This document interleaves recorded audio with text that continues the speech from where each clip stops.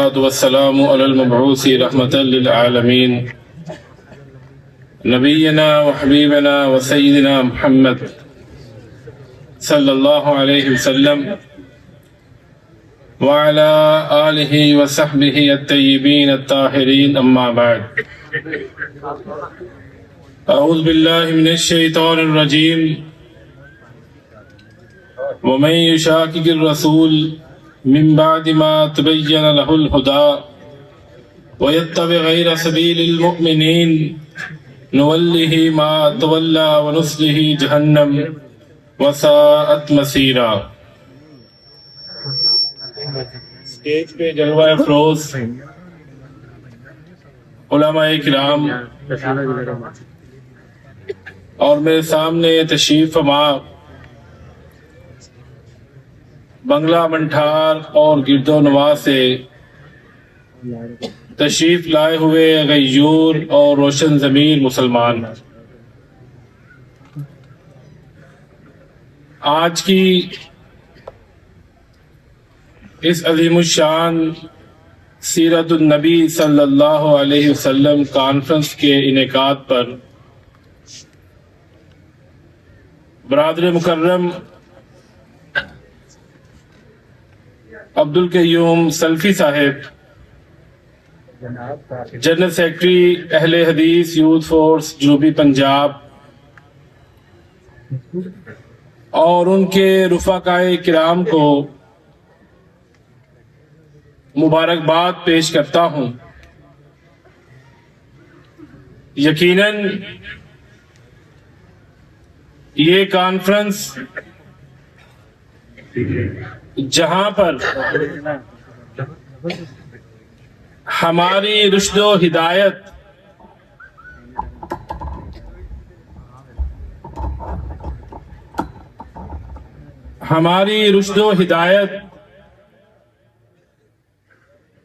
کا باعث انشاءاللہ بنے گی، وہیں پر یہ کانفرنس ہمارے عظیم مشفق و مربی بطل حریت حضرت علامہ قاری عبدالوکیل صدیقی رحمہ اللہ ان کے لیے باعث درجات کا باعث بھی بنے گی۔ حضرات گرامی، صحابہ کرام رضوان اللہ علیہم اجمعین فرمایا کرتے تھے، تعلمنا العلم والعمل معہ، کہ ہم نے پیارے رسول صلی اللہ علیہ وسلم سے دین کے علم کو سیکھا، اور علم سیکھنے کے ساتھ ساتھ ہم نے پیارے رسول صلی اللہ علیہ وسلم سے اس کے اوپر عمل کرنا بھی سیکھا، یہاں تک کہ عرفات کے میدان میں جب جبریل امین یہ آیات لے کے نازل ہوئے، اليوم اکملت لکم دینکم واتممت علیکم نعمتی ورضیت لکم الاسلام دینا، کہ آج اللہ رب العزت نے دین کو مکمل کر دیا ہے، اللہ تعالیٰ نے اپنی نعمت کا اتمام کر دیا ہے۔ تو صحابہ کرام بے اختیار پکار اٹھے، تم الوحی و تم العمل، کہ آج اللہ کی وحی مکمل ہو گئی ہے، اور آج اس کے اوپر ہمارا عمل بھی مکمل ہو چکا ہے۔ اور یہی وہ وجہ ہے کہ اللہ تعالیٰ نے صحابہ اکرام کے ایمان کو، عمل کو، زندگی کو ہمارے لیے میرٹ قرار دیا. فَإِنْ آمَنُوا بِمِثْلِ مَا آمَنْتُمْ بِهِ فَقَدْ اهْتَدَوْا. ہدایت چاہتے ہو، کامیابی چاہتے ہو تو پھر اس طرح ایمان لے کے آؤ، اس طرح کا عمل کر کے دکھاؤ جس طرح کا عمل اور ایمان محمد کے صحابہ لے کے آئے تھے. صحابہ اکرام رضوان اللہ علیہم اجمعین دین کے معاملے میں بڑی غیرت والے تھے. ابو داؤد میں آتا ہے سیدہ عائشہ رضی اللہ تعالی عنہ فرماتی ہیں جب پردے کی آیات نازل ہوئیں تو انصار کی خواتین نے راتوں رات اپنی اوڑھنیاں، اپنی چادریں پردے کے لیے تیار کی. جسے چادر نہ ملی اس نے بستر کی چادر کو اوڑھنی بنایا تاکہ وہ فجر کی نماز میں مسجد نبوی میں پردے کی حالت میں حاضر ہو. اور امام ابن جوزی رحمہ اللہ نے طبقات شافعیہ میں امام ابو داؤد کا وہ مشہور واقعہ نقل کیا ہے کہ آپ احادیث کے جو آپ نے خدمت کی، جو آپ نے احادیث کی کتاب لکھی، آپ دریا کے کنارے بیٹھ کے سنن ابی داؤد لکھ رہے تھے کہ پاس ایک شخص گزرا، اسے چھینک آئی. جب چھینک آئے تب کیا کہا جاتا ہے؟ کیا؟ الحمدللہ. امام ابو داؤد لکھنے میں مصروف تھے. وہ شخص پاس سے گزرا، جا کے کشتی میں سوار ہو گیا. اچانک خیال آیا کہ ابو داؤد کیا فائدہ حدیث لکھنے کا، اکٹھی کرنے کا، اگر ہم نے ان کے اوپر عمل نہیں کرنا. اٹھے، جا کر ملاح سے بات کی کہ میں اس کشتی کے پیچھے جانا چاہتا ہوں. اس نے کہا میں 3 درہم لوں گا. کہا ٹھیک ہے میں دینے کو تیار ہوں. کشتی میں بیٹھے، اس کشتی کے پاس پہنچے تو اسے کہا یرحمک اللہ. سننے والا کیا کہتا ہے؟ یرحمک اللہ. اور ہم کیا کہتے ہیں؟ چھینک آ جائے اوئے، نہ ہو کہ الحمدللہ، نہ ہو یرحمک اللہ. جس کو چھینک آتی ہے نہ وہ کچھ کہتا ہے، اور سننے والے یار تینوں نچا مال اور کام ہی کوئی نہیں ہے. یعنی ہمارا عجیب مزاج بن چکا ہے، غیر سنجیدگی، ہر معاملے میں مذاق، ٹھٹھا. حالانکہ اگر چھوٹی چھوٹی نیکیاں انسان کرے تو وہ اس کی نجات کے لیے کافی ہو جاتی ہیں. امام ابو داؤد رحمہ اللہ فرماتے ہیں میں واپس پلٹا، مجھے اونگ آئی تو میرے کانوں میں آواز پڑی لَقَدِ اشْتَرَيْتَ الْجَنَّةَ بِثَلَاثَةِ دِرَاهِمْ.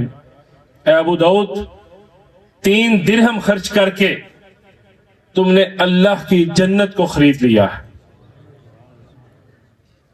حضرات، یہ صحابہ اکرام ائمہ دین، ائمہ حدیث کا مزاج تھا کہ جب انہیں دین کی بات پہنچ جاتی تو وہ پھر اس کے اوپر عمل کرتے. وہ اس میں تاخیر کو برداشت یا پسند نہیں کرتے تھے. اور یہ بات وہ بخوبی جانتے تھے کہ ہم نے عمل کس پہ کرنا ہے. دین کن چیزوں کا نام ہے، دین کس چیز کا مجموعہ ہے. ان کے نزدیک دین صرف قرآن و حدیث کا نام تھا. اور یہی آج اہل حدیث کی دعوت ہے، یہی اہل حدیث کا مسلک ہے. وَيُعَلِّمُهُمُ الْكِتَابَ وَالْحِكْمَةَ.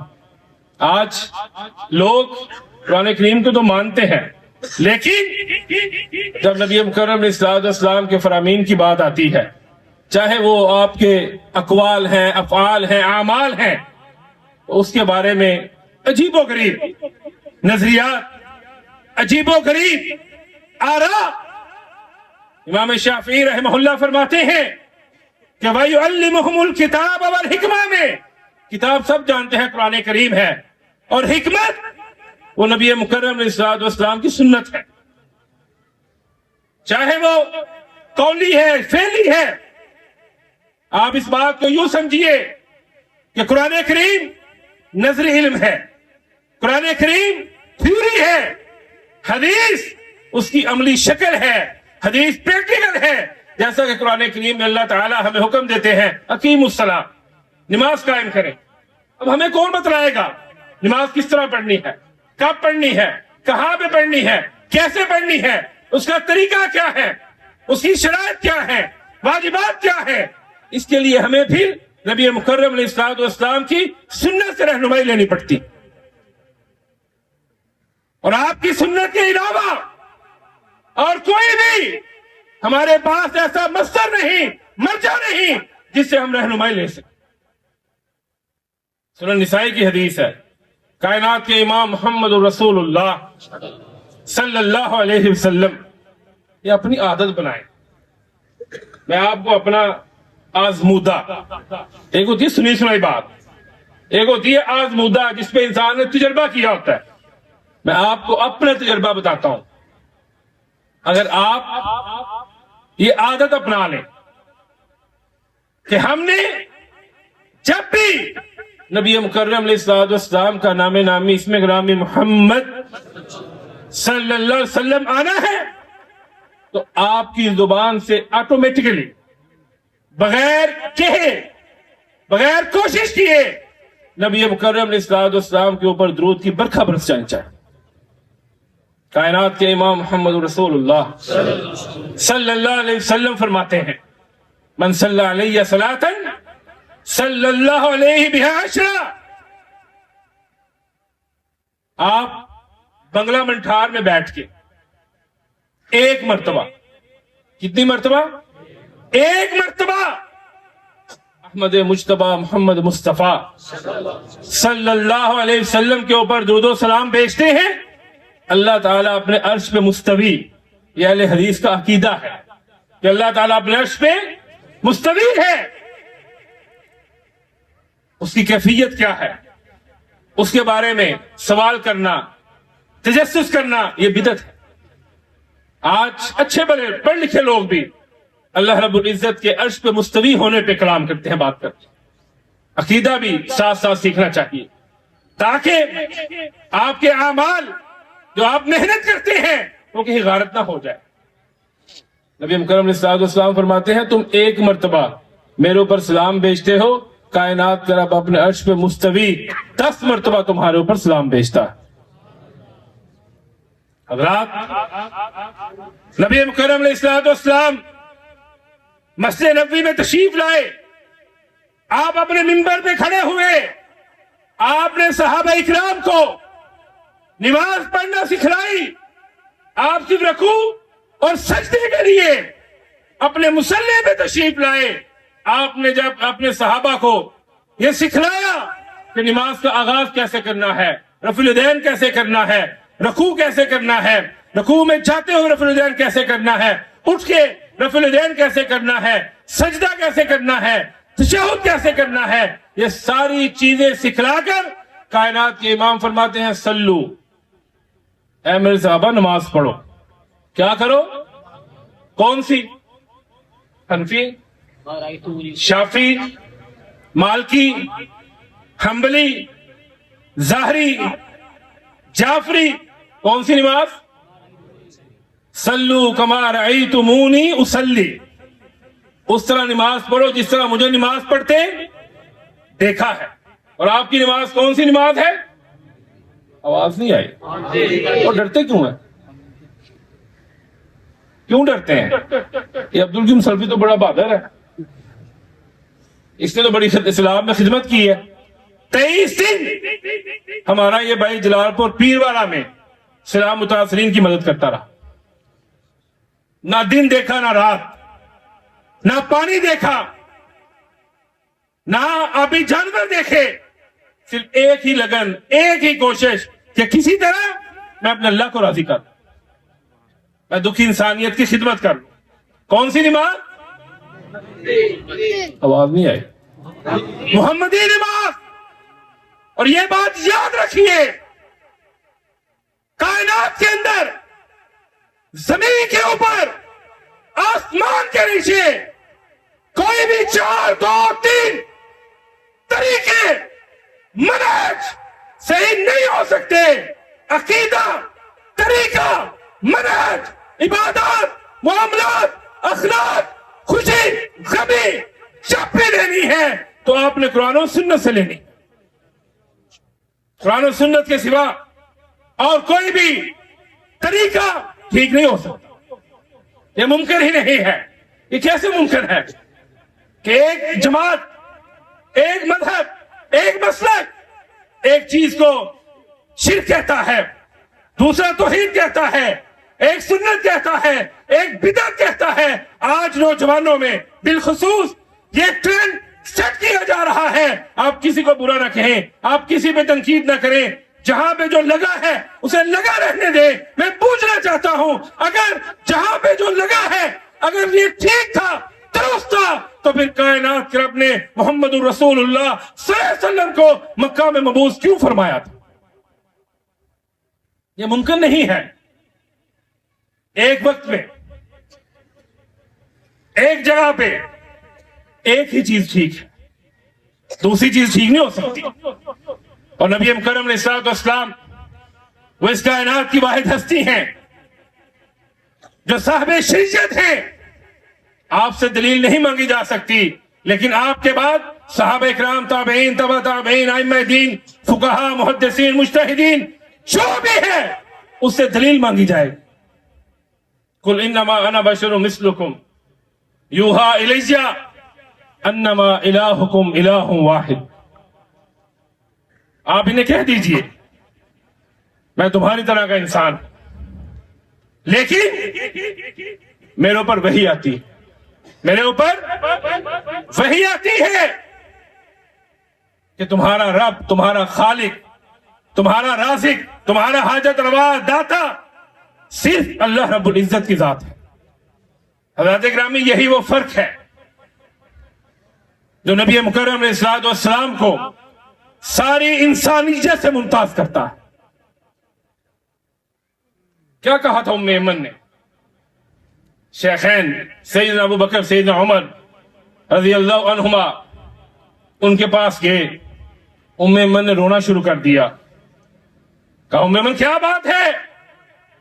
فرماتی ہیں ایک تو نبی مکرم علیہ الصلوۃ والسلام کی جدائی کا غم ہے، اور دوسرا غم یہ ہے کہ آج کے بعد مدینہ میں آسمانوں کا فرشتہ نہیں آیا کرے۔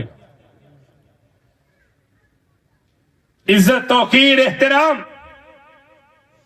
ہم سب کا کرتے ہیں، لیکن بات، طریقہ، اسوہ اگر مانتے ہیں تو محمد رسول اللہ کا مانتے صلی اللہ علیہ وسلم۔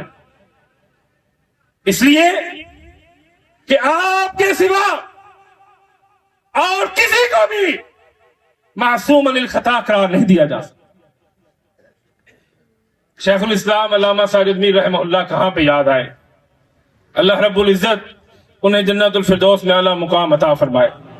ان کی ایک بات میرے دل کو بڑی لگا کرتی تھی، فرمایا کرتے اہل حدیثوں، ہمارا نبی مکرم کے اوپر دوہرا حق ہے، ہم ان کی ذات کو بھی آخری مانتے ہیں، ہم ان کی بات کو بھی آخری مانتے ہیں، نہ ان کی ذات کے بعد کہ ہماری آنکھوں میں جچا ہے، اور نہ ہی ان کی بات کے بعد ہم کسی اور کی بات ماننے کو تیار۔ عبداللہ بن عمر بن عاص رضی اللہ عنہما آپ کے حدیث کو لکھا کرتے تھے، ساتھیوں نے کہا عبداللہ نہ لکھا کر، ورسول اللہ بشر، اللہ کے نبی انسان ہیں، کبھی غصے میں ہوتے ہیں، کبھی غم کی کیفیت ہوتی ہے، کبھی آپ خوش ہوتے ہیں، کبھی آپ پریشان ہوتے ہیں، انسان کی مختلف کیفیات ہے، مزاج ہے، نہ لکھا کرو۔ عبداللہ نے لکھنا چھوڑ دیا۔ آپ نے محسوس کیا عبداللہ لکھتا ہے، پوچھا عبداللہ کیوں نہیں لکھتے؟ عرض کی ساتھی یوں کہتے ہیں، تو آپ نے فرمایا اکتب، عبداللہ لکھو، والذی نفسی بیدی لا یخرج منہ الا الحق، عبداللہ لکھو، اس ذات کی قسم جس کے ہاتھ میں مجھ محمد کی جان ہے، اس زبان سے جب بھی نکلتا ہے، جو بھی نکلتا ہے، حق اور سچ نکلتا ہے۔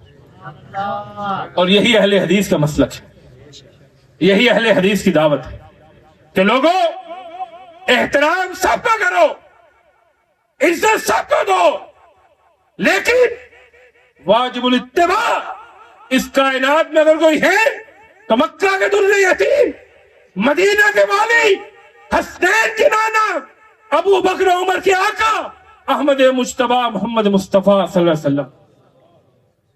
اور یہی اہل حدیث کے عقیدے کا، یہی اہل حدیث کے منہج کا وہ تابناک پہلو ہے جو اس مسئلے کے حاملین کو دوسرے مسالک اور مذاہب میں ممتاز کرتا ہے۔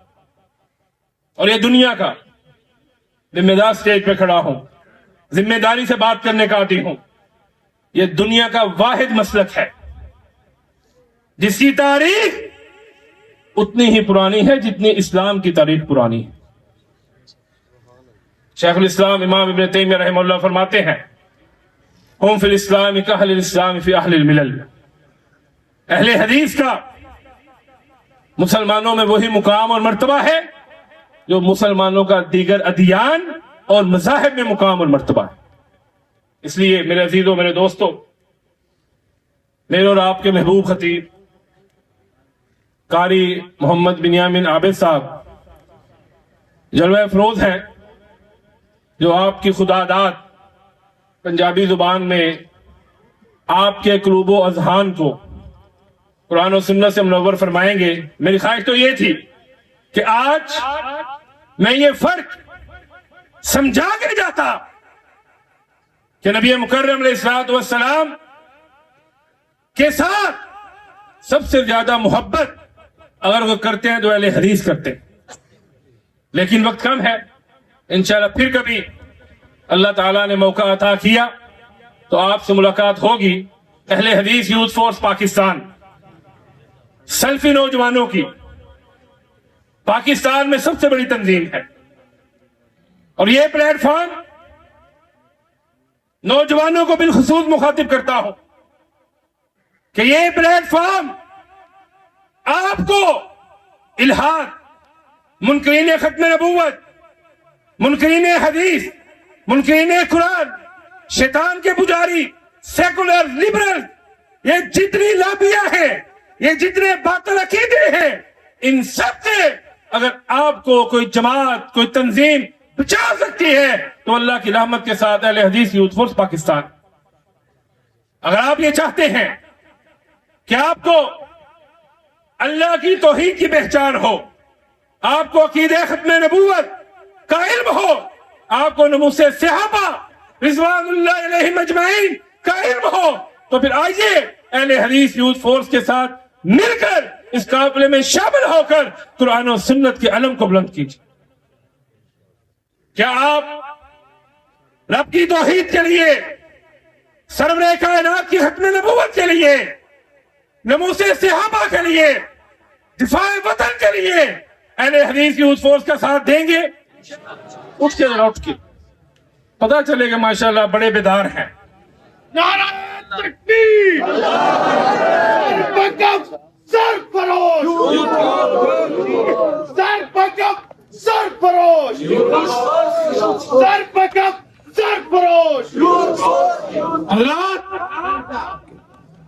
ہاتھوں میں ہاتھ ڈال کر آج اس بات کا بدلہ منٹھار میں حق کیجئے کہ قائد ملت سلفیہ ڈاکٹر حافظ عبدالکریم صاحب، مجاہد ملت علامہ عبدالرشید حجازی صاحب، آپ کو جب بھی رب کی توحید کے لیے، سرور کائنات کی ختم نبوت کے لیے، نموس صحابہ کے لیے، دفاع وطن کے لیے بلائیں گے نکلو گے جان دو گے مال دو گے شب گریزاں ہوگی جلوہ خورشید سے یہ چمن آخر معمور ہوگا نغمہ توحید سے خون دل دے کے نکھاریں گے رخ برگ گلاب ہم نے گلشن کے تحفظ کی قسم کھائی